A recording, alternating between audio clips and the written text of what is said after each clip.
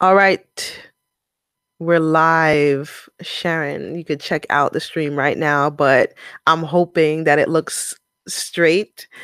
If you guys would even just see my desk, I have the camera like lopsided to a side and it looks straight to me. Everybody, Jada Black here. I am back with another video. Ooh, Shout out to what's that? everybody. Sorry, I don't know what. That's not you. Sharon, you can't put another show on top of our show. Oh no, I'm not trying to. Okay. That's the link. Do over. That's the link you gave me. No. So I can't even see you. Are you in the 2MW? Are you in there or where are you? I'm in YouTube.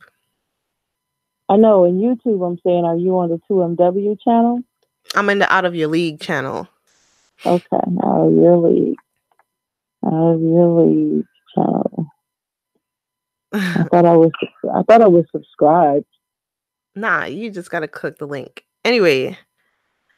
Well, I did. That's the link I clicked. That's what I'm saying. The one that you put in the chat. Let me see. Clicked on 37. Where is the love Out of Your League? And it got me there. Let me click it. 7. No, I see me on the screen, but now I see you on the screen. This time I clicked. Okay. It must have been I must have done it too early. I see you. Yeah. So I see you with your beautiful hair. Hey, Trisha. Well, this is a Heather special. Let me tell you something. So before we start the show, I gotta talk about my hair.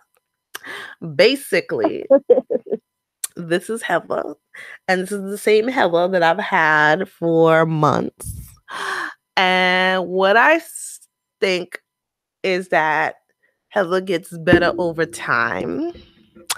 And what I mean by that is it starts looking like realer and realer and realer by the week. I mean, it's because I keep it a certain way. But I feel like I told you this, that I be trying to put fake dandruff in it and everything like that just to make it look like that it's mine. I didn't tell you that. I'll be trying to put. Yeah, you did. Yeah. So when I scratch like this, it look like I'm flaking a little, so that people think that it's really mine, but it's not. That's how. So that's true. That's true. I just thought you were just, making conversation. No, girl. Please. I gotta make this look like mine. So I just look like I got hair problems in the wig by putting little. I don't know if you could see it. No, I don't have it. But I be putting fake dandruff in my joint. Anyway, today's episode is the first one we've had in a couple of weeks. We've had a break, but we are caught up and we will be talking about a bunch of cool things. So first and foremost, we got to talk about something Spartans related because that's Sharon's favorite team. And then we'll move on to a little bit of Tyson Chandler. As you guys have seen in the news, Tyson Chandler has now become a member of the Lakers, and he should be helping out with the Luke Walton situation. And if you guys don't know how those two are tied, you haven't been keeping up with the news of the Lakers, but I've been keeping up with the Lakers news because of the Luke Walton situation. Not to rub it in, I told y'all so. But can you say that one more time? I told y'all so. What did you say? I told y'all so. I told y'all so. But I'm gonna stay humble. Because this is the first kind of person. I'm humble. So we're gonna talk about what the Tyson Chandler situation means to the whole Magic Johnson, Luke Walton situation. The episode was named by Sharon. Approve this message. She called it Where's the Love? Because there's nothing. I guess she feels that there's no real chemistry with the team. They're just going through the motions in the same color uniform, but we'll talk a little bit about Yeah, that. yeah, man. The bigger topics will Like, be talking hey, about the who are you? Wizards. Who are you? We playing the game tonight. Who are you? Oh, okay, It's let's go. like we got five. We got five. Okay, we We got got five. 5. We Okay, gonna play let's go. tonight. Okay, that's how the Lakers look like. But we're gonna talk about that, and then the two big topics are the Wizards and how they stinking it up, and another. We should have named this episode "I Told You So" because Nah, we're gonna talk nah. about Scott You're gonna Brooks. say that. You gonna say that enough? If I named it, I told you so. It'll be just about you. And no, I'm jealous, so I'm not gonna have it all about you. So no. Okay, cool. I'm humble, but I'm just saying. and then so we're going to talk about the WNBA and the players opting out of their contract, opting out of the CBA, and then a segment that Sharon talked about, or Sharon created, right? Credit to Sharon, which is What You're Looking Like. We're gonna cover the makeup of the NBA teams one by one. We did the Atlanta Hawks before, but now we're going to do the Boston Celtics. We're going in like alphabetical order. So thank you guys for tuning in, and we shall begin. So what do you want to say about the Spartans? Tag people, folks. Go ahead. What do you want to say about the Spartans? Okay. Well, it's not that I really have a lot to say about them. Just in the beginning, they kicked this weekend. The Spartans, or yesterday, the Spartans played Kansas. I guess #1 Kansas, and my Spartans got smoked. That's basically it. I don't even know what the score was. I didn't even look back at it. I think we lost by. It's one of those losses. It's one of those losses you just don't want to remember. I mean, I expected us to lose because it's Kansas and they're ranked #1. And for the first time in a few years, I felt like their ranking was correct. Right. But most of the years, they appear just because they're Kansas. It's kind of like Michigan. They always appear and then they fizzle out. But they're always on the list to start the season in football and basketball. It's just really strange to me.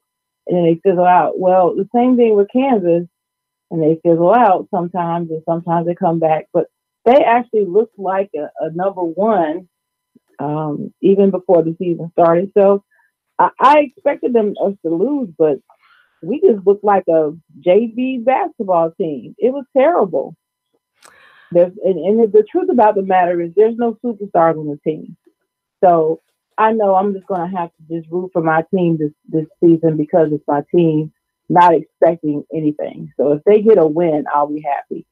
I don't care what it is or who it's against. Doesn't matter to me. They're still my team. Well, you see, Sharon, I can honestly say that I have no understanding of what you are going through.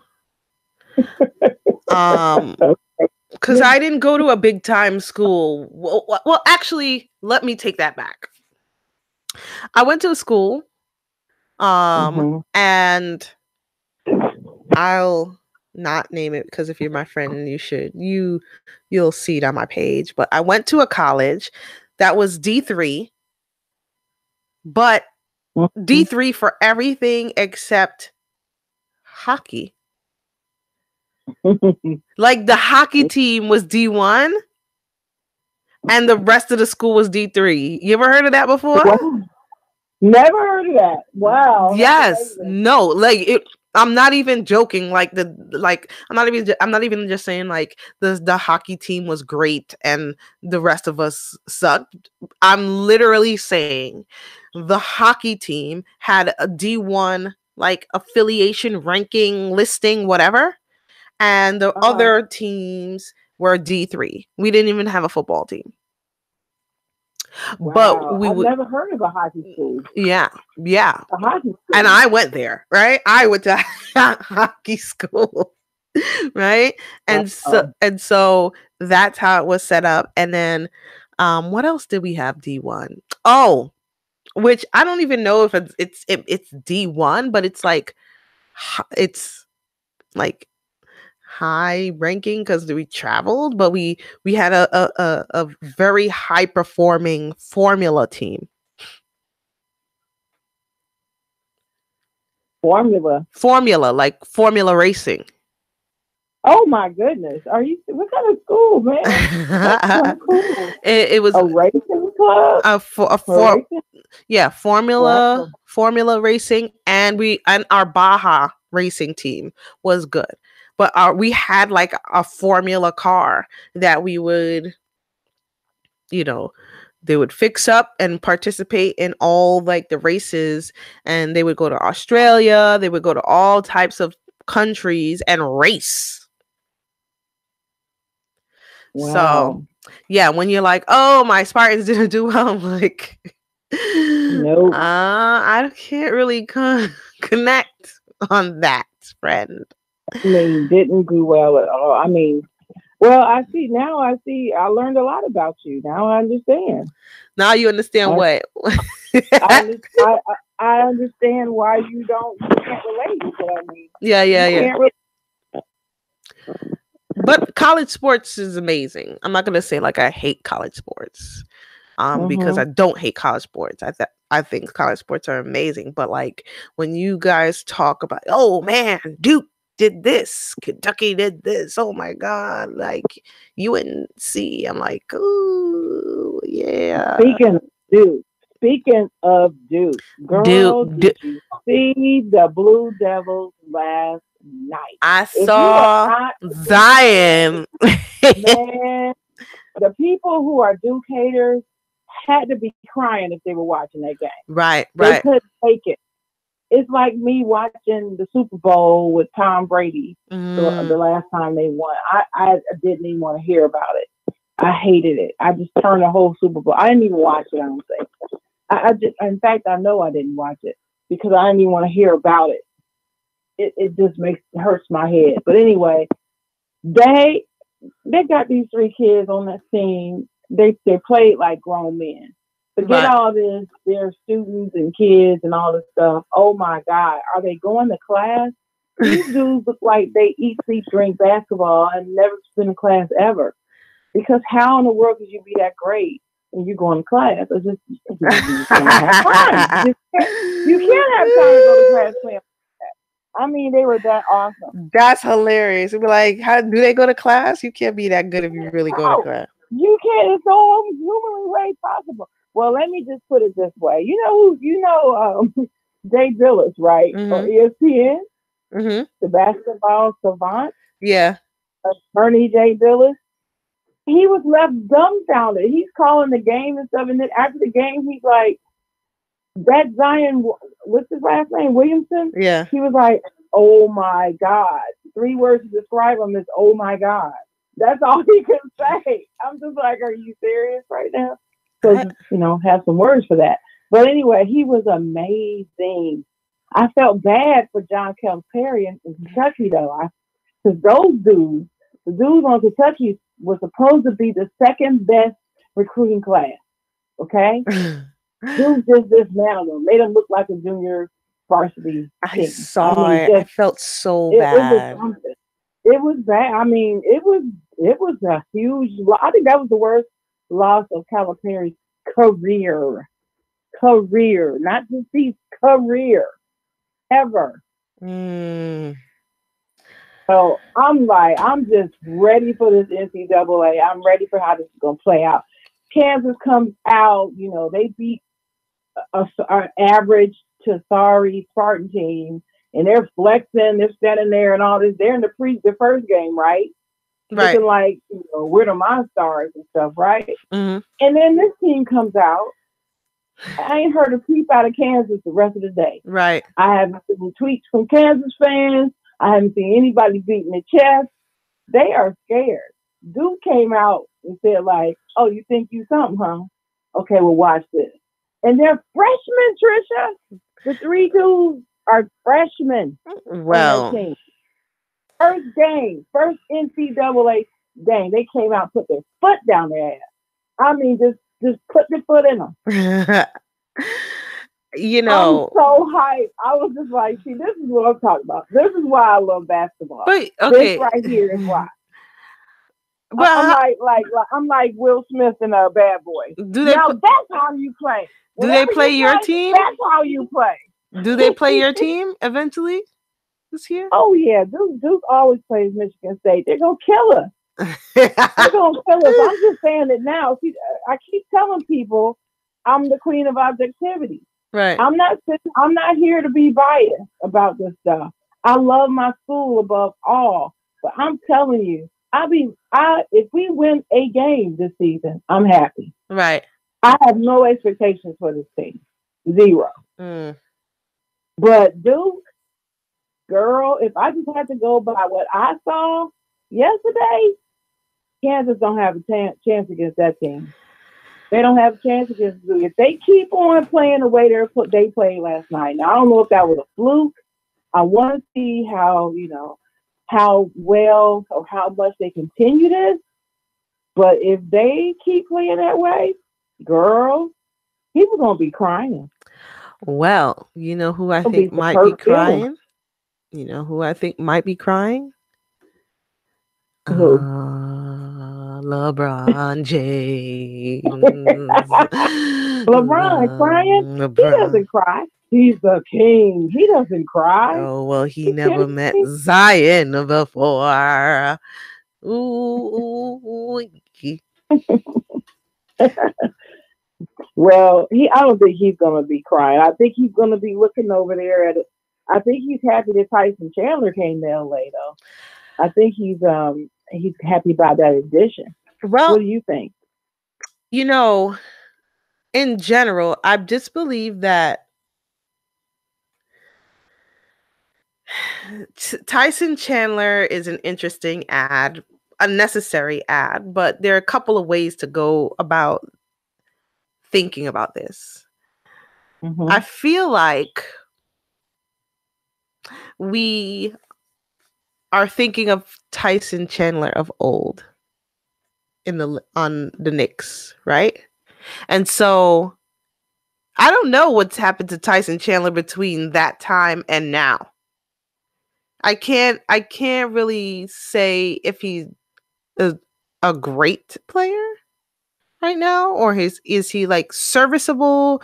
Is he going to be that vet? Like I really want to know what his purpose will be on that team. You know, because if a team, well, he got waived, bought out, something like if a team is willing to like do that, get rid of you, I just wonder if it's because you're past your greatness. You know what I'm saying? And so I'm interested in seeing that, like with what he is. Because now that he's on the Lakers, the spotlight will be on him. He was on Phoenix, and it was like, does he still play? Like I didn't even remember he was around, you know? So I think that would be interesting to see. The second point I want to make is that he was necessary because, like we said before, Kyle Kuzma was being misused on the Lakers.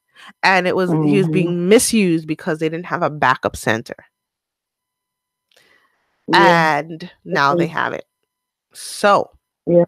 You know, Tyson should be able to fix that situation.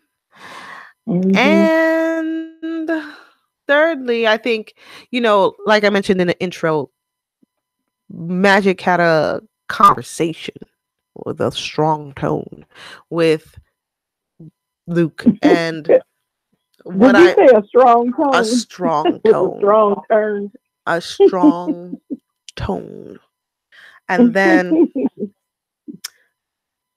with the follow-up conversations that we heard was that Luke stood up to Magic and said, well, you know, he's working with what he got, the resources he got, which is, we thought was a lot, but not really.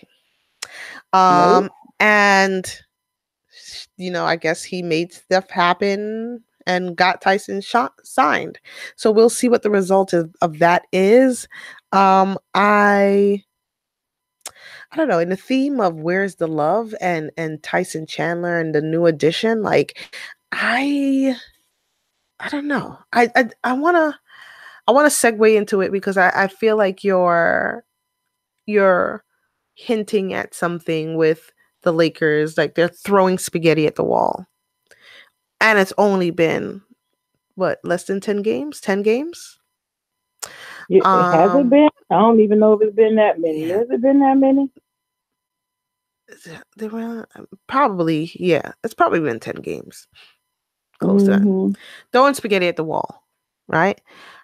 Yeah. And it's just gonna get messier, to be honest, to me. But like, let me let you start off that topic before I just hop in there and give my spin to something that you had on your mind. Well, the reason why I picked Where Is the Love is because I'm confused by the Washington Wizards. Oh, Not the Lakers. not even the It's really Lakers. the Wizards. Yeah, it's the Wizards. I'm just like, what the hell is going on? And I think I mentioned this to you Thursday or Friday of last week about the Wizards. I'm like, what in the world is going on with Scott Brooks and the Wizards? And you were like, man, I really don't even want to talk about Scott Brooks. I just swear I've been right about that man. And I was like, yeah, I know you don't want to talk about him, but I'm just confused by what I see. And then this weekend happened. And then, this weekend, the last few days happened. And Stephen A. Smith must be feeling the same vibe that I'm feeling, because today on First Take, he goes into this rant about the Wizards. And it's exactly what I had written some topics about as far as what I see. He sees the same thing that I see. What's going on? He talked about Coach Scott Brooks. Well, when he coached, who did he coach? The OKC Thunder. When he was there at the Thunder, I thought, what's wrong with this dude? Something doesn't fit. It's like you got these fierce players, real competitive, but it seemed like when it came time to go hit the wall and go to the wire, he wasn't a rallier of the troops, and he didn't have a really clear strategy to win. That was my synopsis of Scott. I thought he needed to go, and they let him go. Now he's over at the Wizards, and it's the same type of thing, the same type of energy. It's like Stephen A. was saying that he doesn't like confrontation. I'm thinking, oh, really? We can see that. So is that what's wrong with this? Is that what we're seeing? This softness from the bench? Because if you notice, when do you ever see him just looking like you better get your ass up to court and get back on defense, like I said? When do you ever see that? Well, I've never seen that. And be like from the sideline, hey, what the fuck I do? Come on. You don't ever see that. You see nothing. But even cool ass, who am I thinking about? Oh gosh. Dude in San Antonio. What's his name? Greatest coach ever. Pop. What am I thinking? Yeah. Even Pop gets demonstrative at times. And most of the time he's not even worried about stuff. But he'll even get demonstrative. No, Scott Brooks can be down 30. He still has the same old wimpy sheepish look on his face and does the same old thing. Right. So I'm watching his body language. It's like, how in the world did he even get a head coaching position? But anyway, that's him. That's his coaching style. It doesn't fit this team, in my opinion. So I put together some stats, and this is what I come up with, Trisha. Now, just listen to this. Their record is 2-8, which is the second worst team in the NBA. Guess who the worst one is? It's not the Rockets, right? No. It's the obvious. The obvious? Obvious. The obvious Cleveland Cavaliers is the worst. Oh, yeah. Second worst next to them. Then they're 26th in offensive efficiency, 28th in defensive efficiency. They're getting outscored 10.3 points per game, which is the third worst in the NBA. You hear me? 10.3 points per game. And then they're only shooting 31% in threes, which is the fourth worst. And they're dead last in rebounding. They just added who? Who did they just add to the roster in the offseason? Dwight Howard. Yeah, the ass who shouldn't even be in the league. You think Dwight Howard shouldn't be in the league? I'm sorry. No, I think he should retire. Oh my gosh. I think he should retire. Let me tell you, we can get into that next show if you want. I can do a whole hour as to why he needs to retire. He needs to retire. I gotta put a poll up about that. He doesn't need to play on anybody's roster. Should Dwight Howard retire? Oh my gosh, you're so disrespectful. He can't fit in anywhere. No one likes him wherever he goes. He's not adding anything. He's just more of an irritant and a distraction. He's not contributing positively to the team. Apparently not. If they're dead last in rebounding, dead last. Even the Atlanta Hawks are rebounding. Hold up. Okay? Dwight didn't start the beginning of the season though, so we have to remember that. I don't care if he started. I don't care if it's his first game last game. They shouldn't be dead last. Dead last. He's playing at least one game.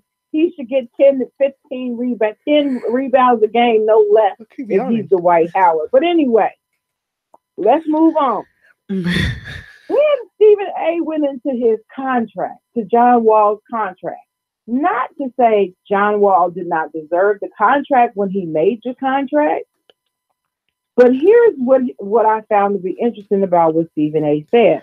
Okay. John Wall's contract, he signed a 4-year Supermax contract that doesn't even start until 2019. But it's guaranteed. No matter what happens, 2019, this is what starts happening with him. So it's for $169.3 million.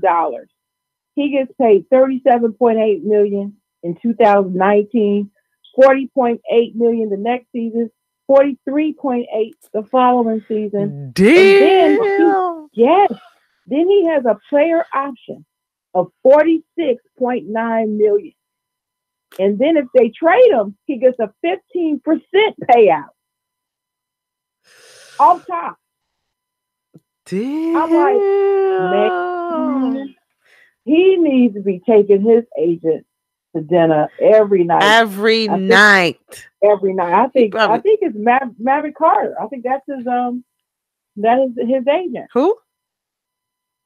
Carter. Maverick Carter. Isn't it Maverick Carter? Whatever his first name is. We need to look him up. Is Maverick single? The bronze dude. The bronze friend. Oh. Yeah. And so then I'm looking at this. So the point is, John Wall, he's fine. He's my snack of the week. But he's been my snack of the week for a lot of weeks. Every week. Leading up to the beginning of the NBA season, right? Every week. But have you looked at him? I guess I was just looking at the close-up pictures of his face and stuff. I wasn't really looking at him in basketball form. But then I watched the game. He's out of shape. Yeah. So Stephen A. a really good point. How the hell you signed for this deal right here, and then you show up fat and out of shape, can barely breathe, running up and down the court off your game, and you're supposed to be the leader of the franchise. Now I understand he's very discontent with the team. Him and Bradley Beal, they just don't mesh. You know how there's just people you just never gonna mesh with. I don't care what you do. You meet up at the sandbox. We ain't playing together in the sandbox. That's just the way it is. I don't care what you do. I can get along with you, but I don't like you. I'm not gonna like you. They don't like each other. They don't mesh well at all. Wait, this is a beef that I missed. You said they don't like each other? They don't. Yeah, he and Bradley Beal. Do you remember when Wall was out and they were winning? Yeah. Do you remember the low key shade he would throw in interviews? He would not say directly. He would just make little statements, and it was news then. How what he was hinting at is we don't really need to play. We don't need you to win. Stay out a little longer. type of thing. We're not in a hurry for you to come back. Oh, And then the news was, hey, is this a true testament? Is John Wall the problem? And I remember that.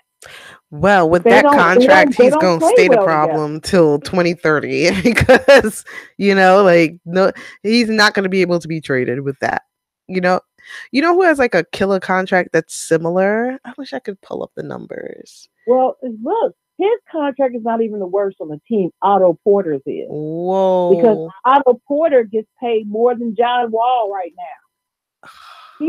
Otto Porter is the highest paid player on the Wizards team, girl. It's not even John. Because remember, that Supermax contract doesn't start to 2019. Girl, when I thought, I'm looking at these players like, y'all should be balling. You getting paid this much money? Y'all should be coming together, having come to Jesus meetings every week, and be coming out on the court and just balling or something. But they all look disinterested. I'm not going to focus just on John, and his point was about the contract and him showing up. John Wall is an elite player. He needs to play like it. He played like it last year when he was healthy. He needs to play like it now. I know he's been in the league for a while, but you can't take games off. He ain't Randy Moss. You can't take games off because you pissed off and you don't like your team. You just can't do that. That's not being a leader.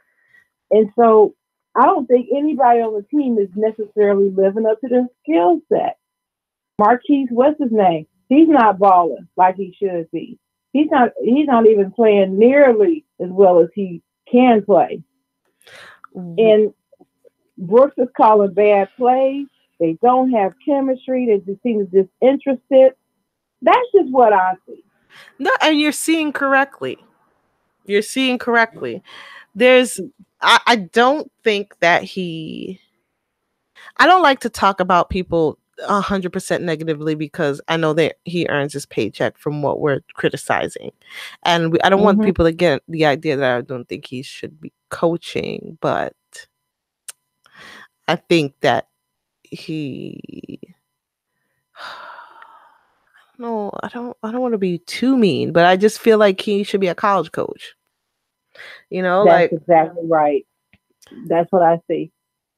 Because it's different. And in the beginning, he worked for his coaching style worked for OKC because in the beginning, because it's a college atmosphere there. And Kevin Durant, fresh out of college, Russell fresh out of college, a whole bunch of new guys, and so it fit the mentality, the approach fit. But to push elite players to the next level, I don't think that Scott Brooks has the ability to do that. You mentioned something earlier about energizing the team, and mind you, something like that can be both sides. It could be just John Wall not buying in and it's floating around the locker room, or it could be just Scott Brooks is just not good.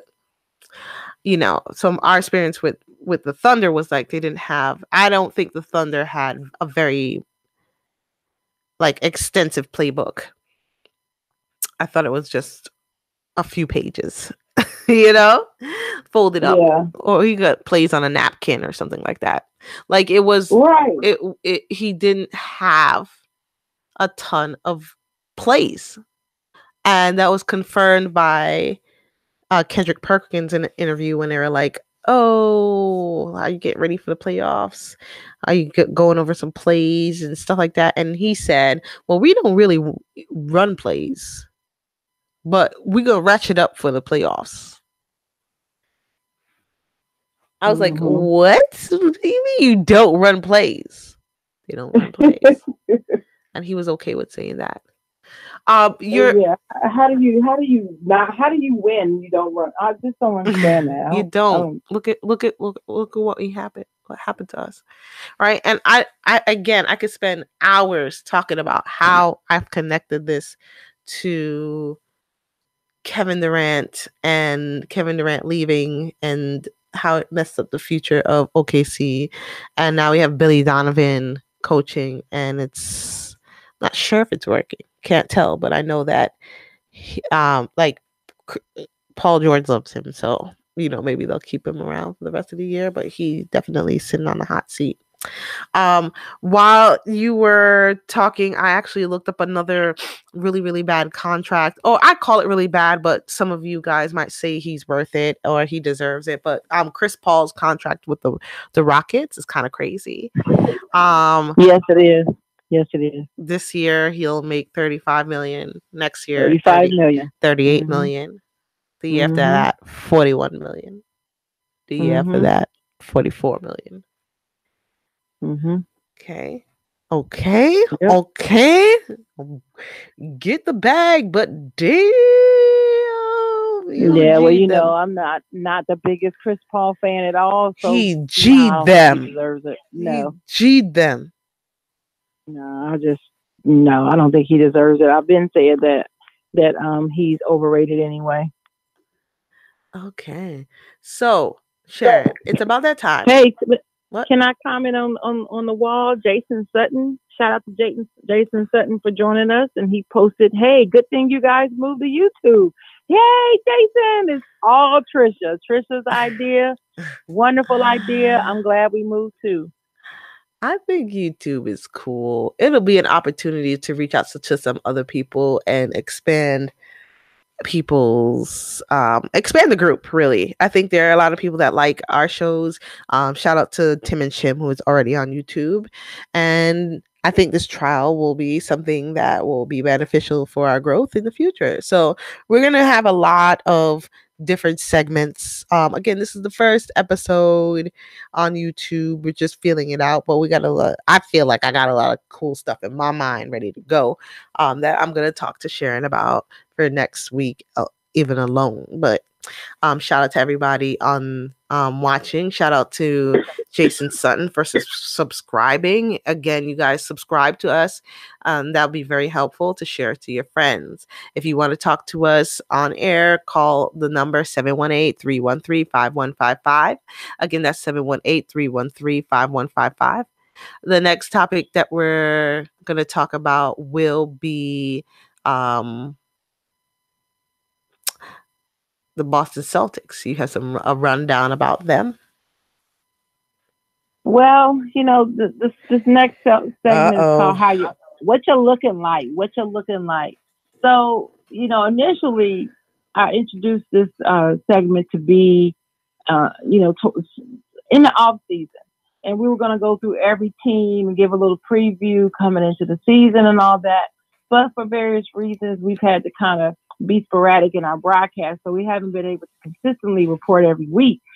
But I still feel like it's cool to just go through each team and highlight them and see what's going on with them and just get an update with each team so that everybody can get some love from out of your league. Everybody needs some love, right? And we love it. We love the fellas. We love them, right? We want to show some love to the fellas. Yeah. We love I hate the Celtics, but you know what? They're a team and they happen to be in the NBA. And their letters the team starts with B, so they're next. So here we go. Those are the first facts. They're a team in the NBA, and they start with the letter C. Well, Celtics, yeah, but B. B, C. B, C. Thanks for that review, Sharon. I'm going to give you some quick facts, and then I'm going to go into the current status of the Celtics, because they've been in the news as of late. Very interesting. But, the Celtics is one of those legendary teams in the NBA. Just heard somebody on ESPN talking about the Lakers being the number one franchise in the history of the game. But I would say the Celtics is up there too, especially with all those championships from way back in the day. That's nice of you. And the consistency of them always being in the hunt all those straight years, and with the legendary, and I do mean legendary, Bill Russell and Red Auerbach and all that, the history, the historical folks, the old folks, the tiny short folks, those people with the little tiny tighty whitey shorts. Yeah, those players. So they were formed in 1946. They were a charter member of the NBA, and they have more championships than any other NBA franchise with 17. But the last time they won one was in 2008. So people want to pick on me with my Steelers in football. When's the last time you won? Well, the Celtics haven't won since 2008. But they do hold the record for 8 in a row from 1959, which is before I was born, to 1966. They have 22 numbers retired, and there's 31 Celtics in the Hall of Fame. So I mean, if you look at these stats, I mean, these are some hellified stats right here. Their highest scoring game was 173 points against Minneapolis in 1959. They have a history of high performers and being in the running for postseason play. Most of the time, the Celtics are in the running. Especially in the modern era, they're in the running. They may not win, but they're in the running. So they've got some of the most prominent players in history were Celtics: John Havlicek, Bill Russell, of course, Bob Cousy, Kevin McHale, Robert Parrish, Larry Bird, Danny Ainge, Paul Pierce, Kevin Garnett, Antoine Walker, Rajon Rondo, Ray Allen, Dennis Johnson. They were all Celtics. If you don't know people who listening, if you don't know some of those names, I challenge you to go look them up because they were some legendary players of the game. Hated them, but they can play. Now, let's talk about today. So let's talk about, they're coached by Brad Stevens. And so we're going to talk about some of their strengths and weaknesses. I think that'd be just interesting to go over some things that do well, some things they don't. What can they improve on? And they're coached by Brad Stevens, who a lot of people are saying is one of the greatest coaches in the game right now. Their current roster, they've got Kyrie Irving, Al Horford, your boy, Al Horford, Gordon Hayward, Jaylen Brown, Terry Rozier, Jason Tatum, my boy, Marcus Smart, Aaron Baines, and Marcus Morris. Those are the ones that I know about. There may be some others. But do you see any strengths in their game? What I got a list over here, but what do you see are some of their strengths, Trisha? I feel like they have like depth. Depth and speed. It seems like I don't know a better analogy, but have you ever like stepped on a molehill, like, or a bunch of ants, and they just keep coming? Like, that's how I feel like when I watch the Lakers. I mean, the Celtics. You mean the Celtics? Celtics. Hey, don't you make that mistake. That's blasphemy. Don't be doing that. I know the YouTube almost exploded, but that's what I see. Well, yeah, I think you're right. They're very deep. Even the last person on the bench can come in and make shots and then get off the court, and you're like, who was that guy? Be like, oh my god, the water boy just came in. Yeah. And I mean, any other team, he might be a starter. I know. You know, about to trade the water guy. But on that team, he's sitting on the bench. But coaching is the biggest strength. I think that I agree. Brad Stevens does have a great mind. Let me see. I got some other stats here on them. I think that they're very confident.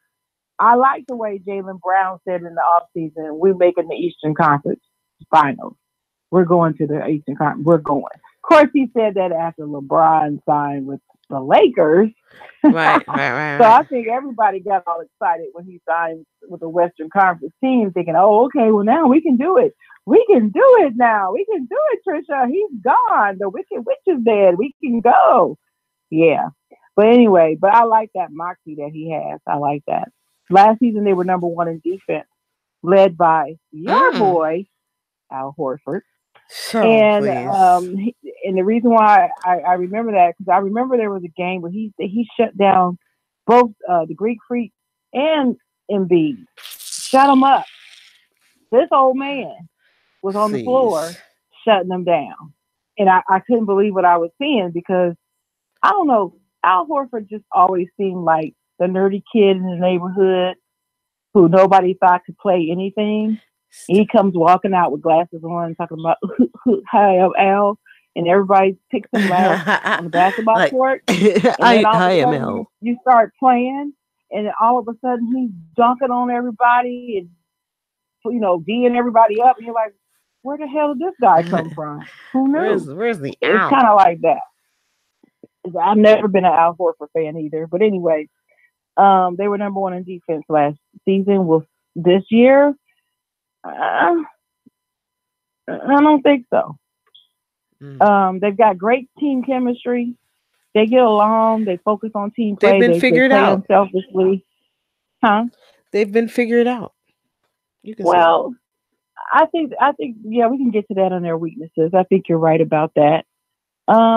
They've spread the floor pretty good, and they have a good wingman in Hayward. He came back, and I think their perimeter shooting will improve as Kyrie gets back into the groove of playing again.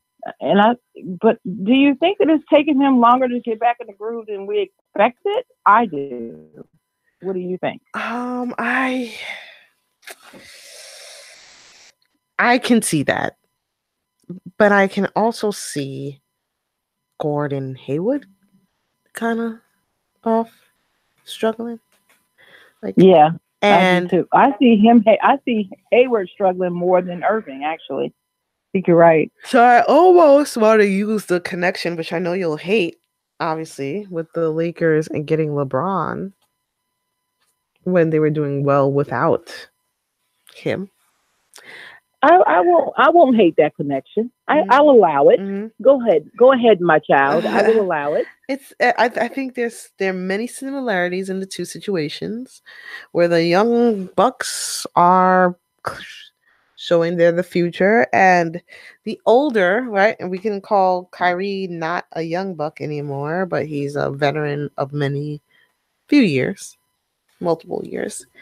Like, they're just not fit. Like, they could literally play without him. They could play without Gordon.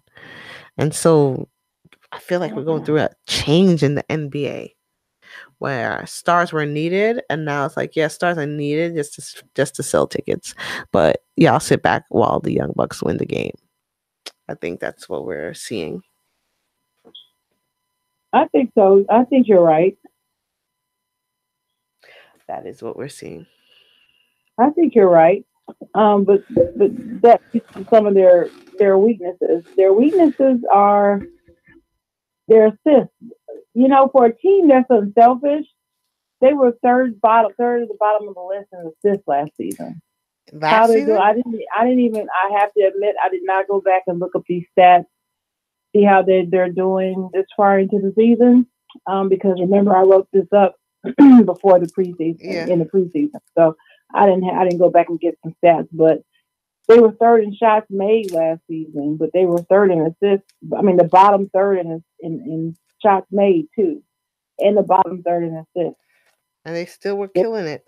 They were 20th in getting to the free throw line. So they're not doing a very good of drawing fouls to get to the free throw line, which is a very good strategy to use, especially in tight games in the fourth quarter. And people sleep on that ability. But it's very important to be able to do that. I think that's what saved James Harden and gave him the MVP, actually. He's such a he never was MVP. Never thought he was an MVP. But anyway, that's another story. Mm-hmm. They have rotation issues. So like we were talking about a few minutes ago, Hayward and Kyrie are pivotal players on the team. Both of them were out, and now they have to both be reincorporated. It's one thing to reincorporate one of the big stars of a team, but when you have to do two at one time, that's a big challenge. And I don't think Stevens has had to do that before. So this is going to be a new experience for him. It'll be interesting to see how that plays out. He's going to have to manage his ego because does anybody know if Kyrie Irving has an ego? Does he have an ego, Trisha? Do you think Kyrie has an ego? I think he does. Yeah, I haven't seen much of Gordon's ego, but I know Kyrie has an ego. And having to manage that, we saw a little bit of that ego problem this weekend, didn't we? Yeah. For a couple of days. For those of you who don't know what I'm talking about, they were playing Denver. Denver was basically smoking them like a pipe, and he's basically smoking them like a pipe. And Jamal Murray had 48 points and was trying to go for 50. And it's the end of the game, and they were up by like 8. And Kyrie took exception to him trying to make another shot to get 50. I don't have any problem with it. But when you Kyrie and you getting toasted, I guess you would have a problem with it. I'm not big on that whole "you're killing us, why keep driving up the points" rule. I'm not big on that. I never have been. Let them play. Let chips fall where they may. I mean, it could. There's so many different ways. It depends. Like, I wouldn't want nobody to run up the points on me. Well, hell, then play better. I mean, hell. People said this a few years ago to my boy Cam Newton. I don't like him dapping in the end zone. He always dapping. Dap. Well, keep my ass out the end zone. Of course, that's what they ended up doing, and that's a whole nother story. But that season they didn't keep him out. That's his answer, and I agree with that 100%. You don't like what I'm doing? Keep me out keep my ball out the basket. Keep it out. That's what you do. You don't whine. I don't know. I just think that's a soft move. I feel that's my opinion. I feel like we're on the rise of the youngins, the young cats. I do. The young cats. I think the young cats are taking over. Well, what you got in your mouth? What you sucking those? Cold drop. I got me a Laffy Taffy. Oh Lord, girl. Oh shoot, that Laffy Taffy. I'm gonna start singing that song. Mm-hmm. It's your Laffy Taffy. Your Laffy Taffy. When we started talking about the kids, I had to bring out the candy. That's appropriate. Mm-hmm. But these I don't kids. know. I just thought that was a soft move. I don't know. They didn't look. They were winning in the beginning of the season, but the last 2 games they lost to the Pacers and the Nuggets. Oladipo in the game with the Pacers hit that game-winning 3 to seal the deal, and then the Nuggets dusted them. So hopefully this puts some fire under them, and they'll come back like, yeah, we deceived. I think Jaylen Brown needs to do more, take over the franchise.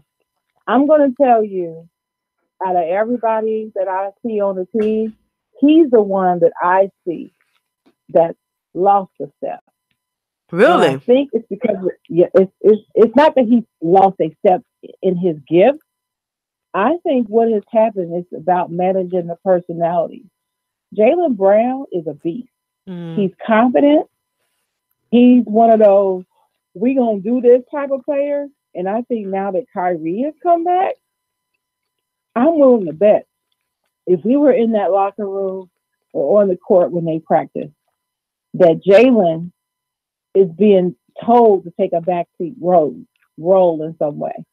I'm willing to bet he strikes me as somebody that's being compressed or held back in some way. So the $1 million question is the $1 million question is: do the Celtics have too many stars?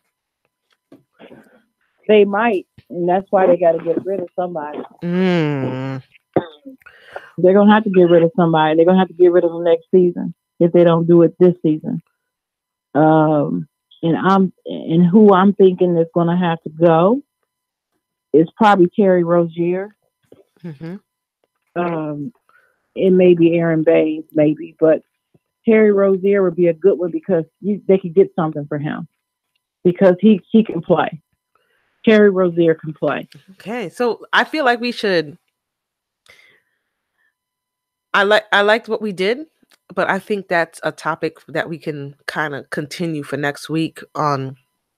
Mm-hmm. Meaning, like what should the Celtics do? They got to get rid of some. Do they keep? Yeah, they got to do something. Do they keep the vets or push them out? Well, they could always trade what's his name, Gordon, Marcus Morris too, the twin. They could always trade him. Oh, come on, make the trade more juicy. Yeah, I'm like, oh, let me get Marcus Morris. Or like, what am I gonna give up? Like, well, I didn't say by himself. I meant as a package with okay. Terry Rozier, Marcus Morris, and maybe Aaron Baines. But I wouldn't trade. I wouldn't trade Mark. If I was what's his, Danny Ainge, I would not trade Marcus Smart. Marcus Smart has a bad attitude. He's one of those people that you worry about. It's like Dennis Rodman for 2018. Not really Dennis Rodman, because if you think about it, Dennis Rodman used to do crazy stuff off the court, but on the court, he did everything he could not to get in fights and stuff. Marcus Smart is always ready to throw down for any reason at any time. It's like he brings the street with him to the court, and you can't do that. Well, I like his fire and his, willing to be there and all that wonderful street hood stuff, but when his emotions get in the way, it affects his play, and they can't have that. Right. But he is a baller. They need him on that team, so I wouldn't trade him. And that's the only reason why I went to the next person on my list, which would be Aaron Baines and Marcus Morris with Terry Rozier. They couldn't, if you take out Terry, you put Marcus in that list to trade, they wouldn't get as much. Terry will get them more money. Even though Marcus is a bigger name right now, Marcus is I would trade Gordon. I would trade Gordon. I wouldn't. I'd keep Gordon. They won't get anything for him because it depends on how he fares this year after that injury. They better feed him like Clay. You know how they try to trade Clay. I wouldn't try to trade him yet. They won't get that much for him if they try to trade him before the All-Star break. I can tell you that. Oh, that's not happening. I meant like, yeah, that's what I'm saying. So if they trade him, you have to wait and see how he ends up this year. How he does, because if let's just say fast forward and today was the end of next season of this season, and Gordon has been playing that well, and so people are going to automatically attribute that to the return after the injury. Okay, you're not going to get that much for him. I could see that, but damn, yeah. I think we should table this. We can look at their contracts, see who's got to move, who's gonna be moved beyond their rookie contract, and see. Yeah. Next week we'll do the Brooklyn Nets. Go Brooklyn, go Brooklyn. Okay. Shout out to the Brooklyn Nets. They're actually like surprising a lot of folks. Okay, so the last topic we can touch on real quick because it's almost midnight here, but we could talk about the WNBA and them opting out. You gotta say the title. You gotta say the title. I'm sorry. I mean, the title of the topic is WNBA opting out on the funk. Okay. WNBA is a big. You see what I put on there? You remember Rick James' song? Yeah. It's an old ass song. Yep. Busting out on the funk. Well, that's where I got that from. Okay. Never mind. Continue on. So the WNBA opted out of their current CBA, and the WNBA is a hot topic in the group. And I thought, oh my gosh, this is going to be controversial, but what isn't today? So it is. I think that there. Oh, I don't let me start. You start, and then I'll I'll hop in because I feel like I could swing this in so many different directions that you intend. Well, here's the thing. They opted out of their CBA, which must have been terrible. I get the feeling it's so bad. I didn't even bother to look it up to see what the actual current CBA is. Okay. Yeah. And the reason why I feel that way is because of some of the stats that I found. I think you mentioned this before, but WNBA players earn 20% of an NBA player's minimum salary. 20%. It's a regular 9 to 5. Oh my God, that's 20 cents on the dollar. WNBA salaries cap out. You know what cap out means? Does that mean the bottom? No. They cap out at $110,000. $110,000.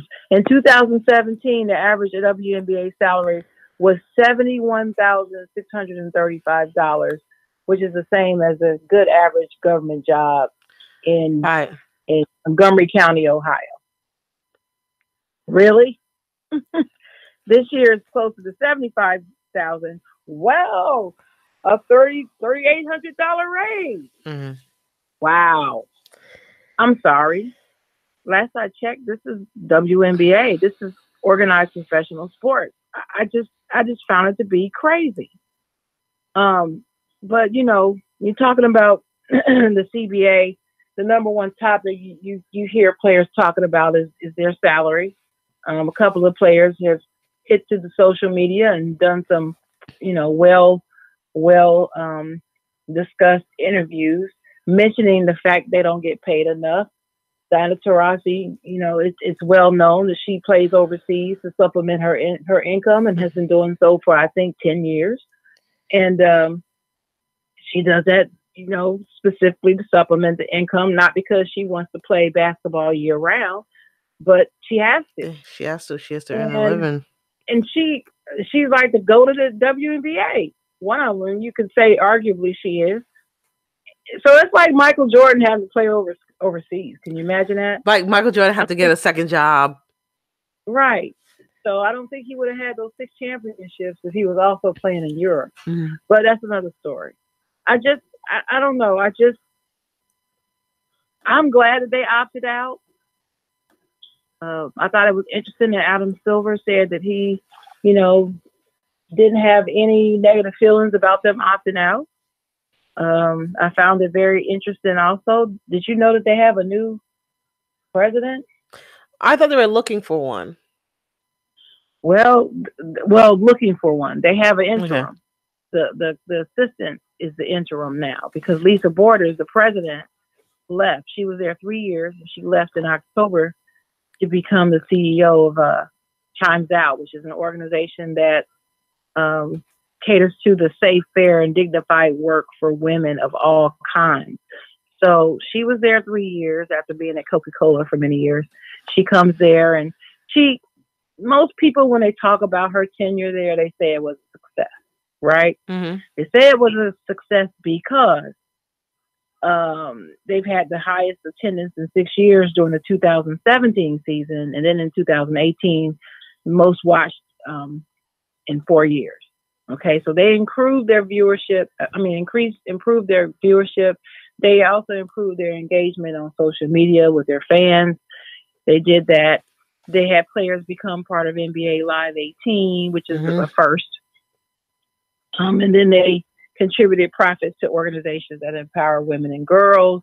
And, they've made that very, they did a media blitz about that so everybody knows about their contributions and all that wonderful stuff. So they increased their spirit of goodwill in the community and all that with the WNBA brand. Awesome. But damn, I still go back to the $110,000 cap. I can't call her tenure a success. Now I know that was the CBA, and didn't have that much to do with her, but she was only there 3 years, so I guess she did the best that she could do with that short period of time. Okay, I'll give it that. So anyway, Sue Bird said it best. Sue Bird said, that's who some people think is the best WNBA player of all time. Look, we're not over here saying we should be paid the same as men. We're realistic. We understand that this is a business and that their revenue is insane compared to ours. But there is a bias that exists. Yes, You couldn't put girl. it any better than that. And it's Yes. true. Yes. Yes. The That's all we bias. want. The bias. The bias.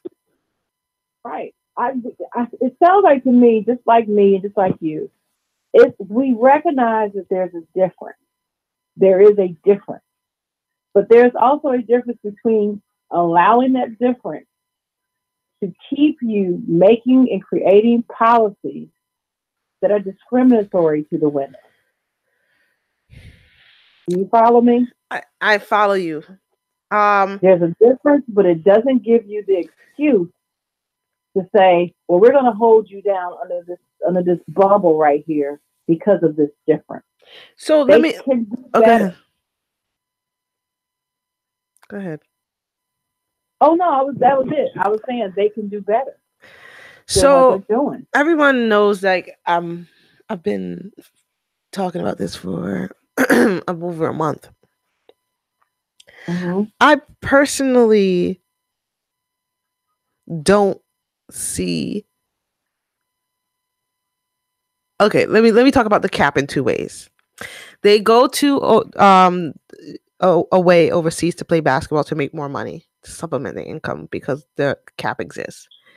And one thing I just want to make sure that people realize is, like, playing in the European leagues, and the money that they're making isn't indicative of the marketing and the sales that it's happening, because from what I've read, in Europe, the women's basketball isn't profitable either. The difference between ownership and pay in Europe versus New York is that in Europe, they treasure the fact that they have the best on their team.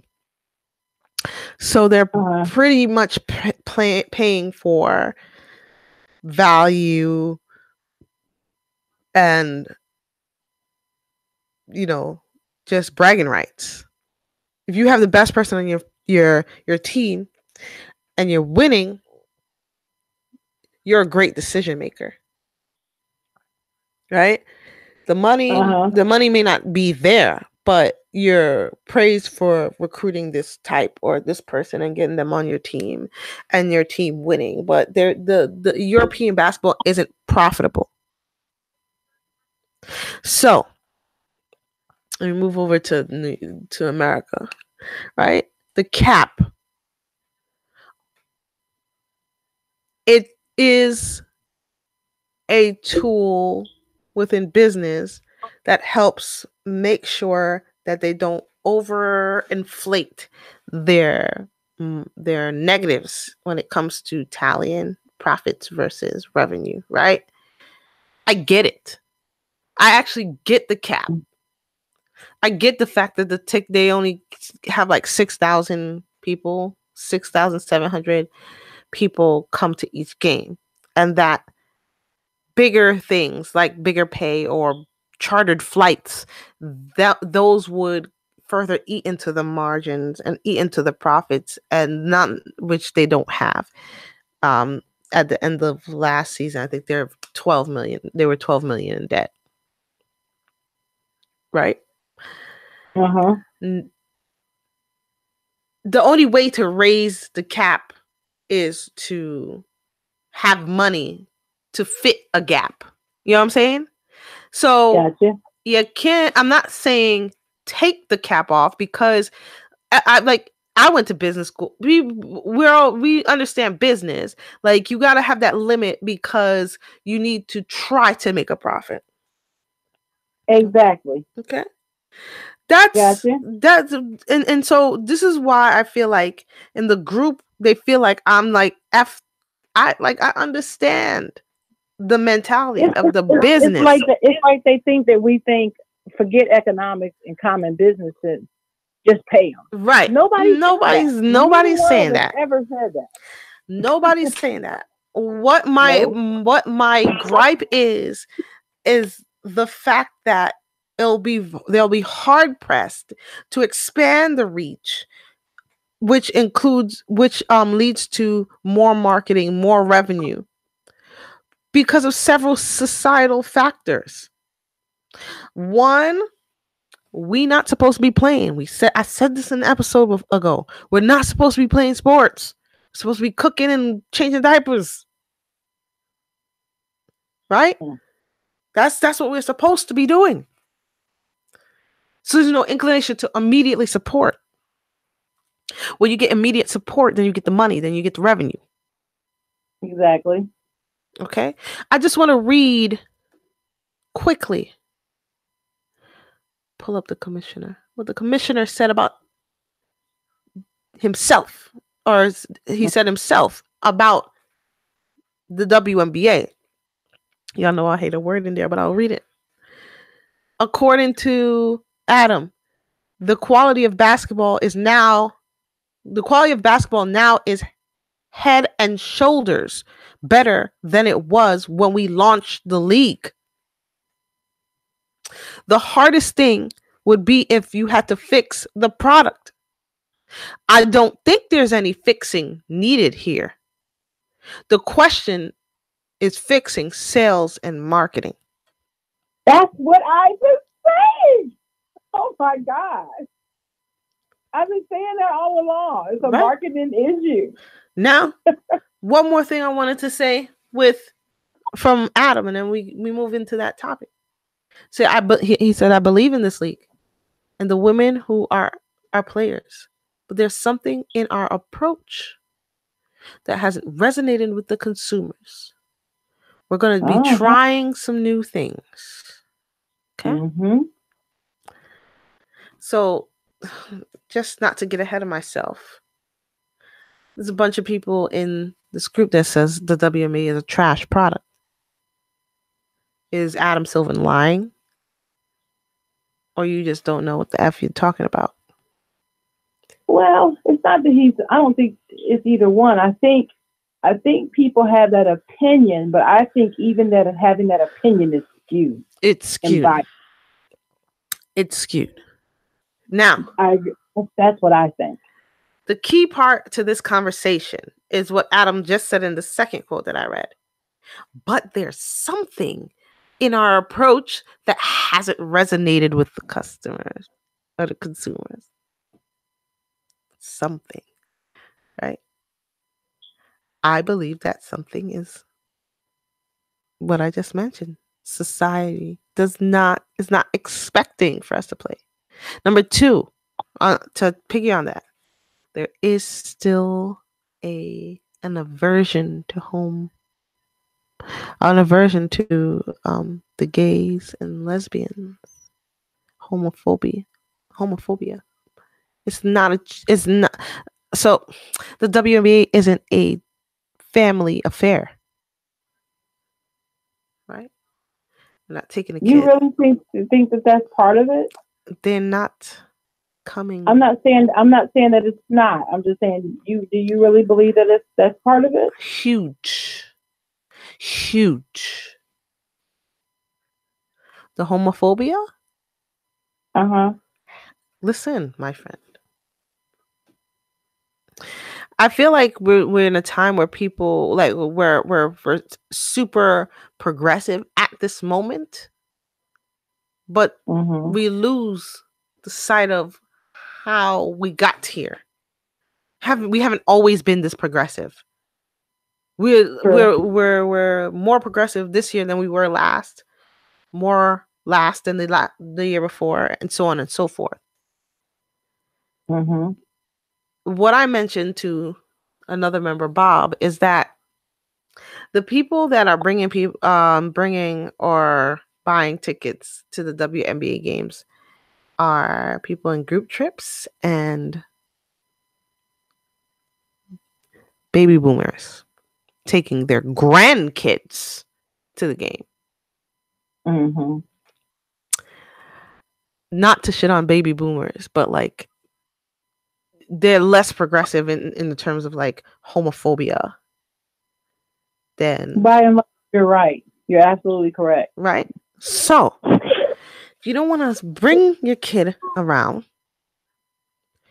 right? Because you don't understand it. You're nervous. You're like, yo, if they see it, that's what they're gonna be. They might ask me questions that weren't explained properly. It's a big chunk of it, Sharon. Somebody told me like 95% of the NBA is lesbians. 95%? Really? 95%. Look it up. No, I didn't know. Never seen that. Never heard it. Yeah, crazy. No. We can't ignore this, right? Because basketball is basketball. If you don't want, if you don't like it, you don't like who's playing the basketball, right? Just like you don't like, you're not gonna watch, freaking Arizona play when UNC or Michigan State is on, right? Right. And so I don't want to rant anymore, but I feel like just by Adam Silver justifying that the game is better than when it started. Much better. Stop calling it a trash product and start looking at the situation, right? Yes, it's marketing, but it's more, right? You got to change the mindset of a set of people. It doesn't happen overnight. Well, I think let's just say for a minute that you're absolutely 100% right, that is part of the reason that they're struggling, is that people aren't accepting of their lifestyle. And they can tell what their lifestyle is when they go to a game and they watch. Okay. I can tell. Let's just say that that's the case. I think marketing can help that. How? And I think it can. I think it can help that. And I don't think that the players have to do anything differently than what they're doing. So in regards to their game, I don't think that they have to start looking. I remember somebody said if they made the uniform sexier, that maybe people would watch more. Someone actually said that. They start showing them titty nipples. Well, I just remember seeing that, and I was like, you have got to be, this person is actually they actually wrote this. Just couldn't believe it. But I think let's do this. They wrote it in a group. And what I'm saying is, I don't believe that the ladies have to even do that if the marketing is right. I'm going to digress for just a hot second, and I'm going to talk. I'm going to compare it. You know, our wonderful conspiracy Jamal used to always like to talk in analogies. So I'm going to give in the spirit of Jamal, I'm going to give you this brief analogy. I liken it to politics in that. In politics, sometimes candidates win the race because of marketing. It's not because they are the most qualified candidate. They can suck and win a race if their marketing is better. And marketing can create an image through marketing and get people to believe something about you that's not even there. And they'll be all for you just because of this image. Yeah. This narrative. We see it with LeBron. The narrative that's been created from before he even stepped into the league. He had no choice but to win. Right. I don't mean win as in winning championships. I mean win as far as his image is concerned from day one. Well, and I think it's the same thing it's a similar thing to WNBA. I think if they could come up with some smoke and mirrors to keep people from looking at that or focusing or thinking about that, because all of this other stuff is going on, that they could sell it. You have to have very good marketing skills to do it, but it's doable. It's achievable. You can do it if the right minds get together Because I don't think it needs to be. It can be one person. I think there has to be a team because it's a big doing. It's a big thing to try to do that and to move a whole culture. Right. Takes a team, and I believe, but I can see it. I believe it can be done. What you think about that? Yeah, I mean it can. It can, and I think that should be like our homework for next week. Let's come up with some kind of plan. Let's come up with some ideas. Girl, somebody gonna have to pay me for these storyboards if I create some. Well, nothing. Don't do those, but like other things. No, we don't do those anymore. Well, they do digital storyboards now, but you know what I mean. You talking about commercials? You got commercials on deck? Girl, I got a whole vision. I have visions of things. I might be talking to the next president of the WNBA if I don't stop playing around. You just never know. Just never know, girl. I tell you, I've been fighting some health challenges. When I get past this, you're gonna see the chocolate come out. You're gonna really see who Sharon really is when I get well. Y'all just have no idea who I am. Yeah. Well, we'll see. That's all I'm gonna say. Anyway, Sharon, I think we had a great show. Oh, she had mentioned in her show earlier that John Wall is her snack of the week, as he is every week. Yeah, who's your snack of the week, Trisha? Tell me. Girl, it's Paul George. Paul George. Oh, he's so fine. I have to lose the profession. PG-13. And it's not because he's on my team. He just takes some good pictures, girl. Well, I changed mine actually. I said it was John Wall. Oh, please. Until I saw that show. And I'm like, you know what? He ain't looking so cute right now. He's healthy. He's healthy looking around the stomach. Nah, he ain't my snack. I'm gonna have to change my snack for the rest of the week. Okay. Well, when you figure that out, you let us know. Anyway, thank you guys for joining us again. This is Out of Your League on YouTube now. We're trying to go to the YouTube special. Look out for our new segments. Don't forget to call in. Our number is 718-313-5155. We'd love to hear you during the show. Thank you so much for your support. Don't forget to subscribe. I know it's kind of late and I'm like, sleep, you little. But thanks for sticking up and staying up with us, and hopefully next week we'll start around 10 and end around 11 so that you can do whatever you got to do. But with that said, that's episode 37, Where's the Love? Once again, thank you and have a good week.